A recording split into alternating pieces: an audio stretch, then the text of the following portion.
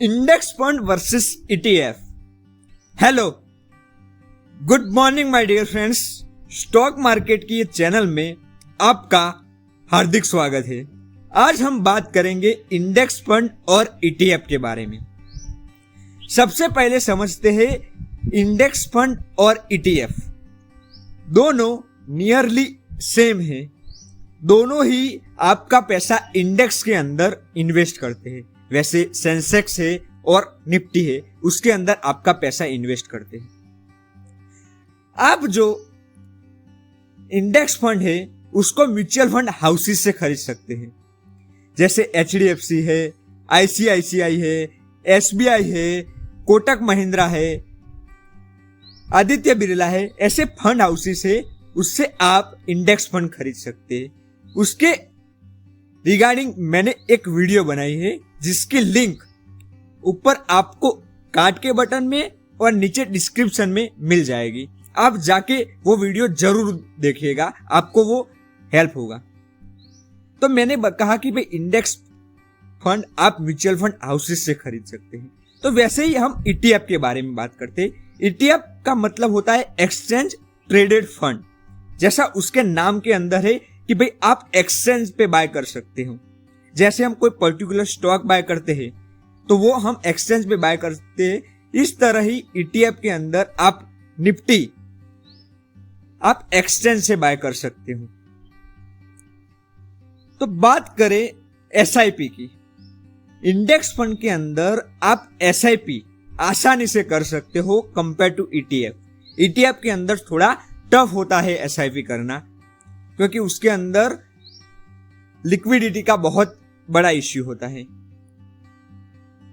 बात करें index fund के अंदर जो लिक्विडिटी, जब आप बेचने जाओ या खरीदने जाओ तो आप आसानी से आप ले और बेच सकते हो, क्योंकि आप पर्टिकुलर म्यूचुअल फंड हाउसेस को बेच और सेल कर सकते हो। तो नॉर्मली ईटीएफ के अंदर वो नहीं होता, क्योंकि आप कोई बंदा बेचेगा तब आप खरीदोगे और कोई बंदा खरीदेगा तब आज आप बेचोगे, इसलिए उसके अंदर लिक्विडिटी का इश्यू बहुत होता है।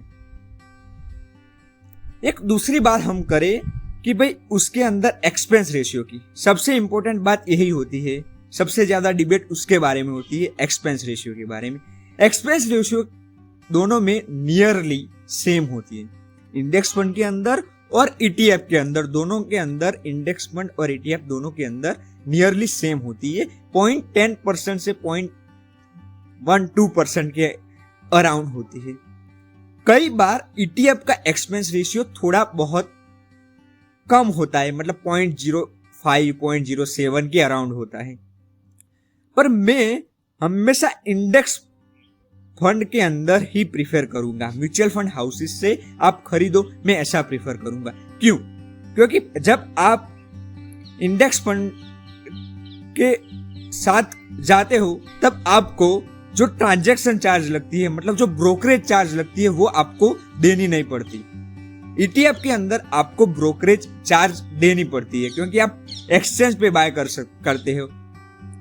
तो ईटीएफ के अंदर आपको डीमैट और ट्रेडिंग अकाउंट चाहिए ही चाहिए। आप जब इंडेक्स फंड की बात करते हो उसके अंदर आपको डीमैट और ट्रेडिंग अकाउंट की जरूरत नहीं होती।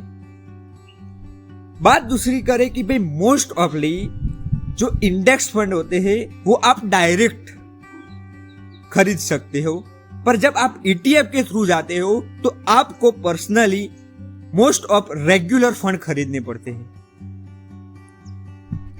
सबसे ज्यादा यही होता है कि भाई आप जब कोई फंड बेचने जाओ या कोई खरीदने जाओ तो आपको लिक्विडिटी का इश्यू होता है, और आप इंडेक्स फंड के अंदर तो आसानी से खरीद सकते हो, पर ईटीएफ के अंदर आपको उसके लिए मार्केट अवर में ही खरीदना पड़ता है। क्योंकि आप जब इंडेक्स फंड के अंदर खरीदते हो तो आपको म्यूचुअल फंड हाउसेस से खरीदना और बेचना पड़ता है, तो उसकी इस दिन की नेट एसेट वैल्यू पे आपको ये इंडेक्स फंड आसानी से आप खरीद और बेच सकते हो। तो आपको समझ आया होगा और मैं पर्सनली प्रिफर करता हूं कि भाई आपको index fund compare to ETF बहुत अच्छा रहेगा। Lots of thank you till the time, happy investing, be happy and lots of spread happiness. Thank you so much my dear friends, thank you so much.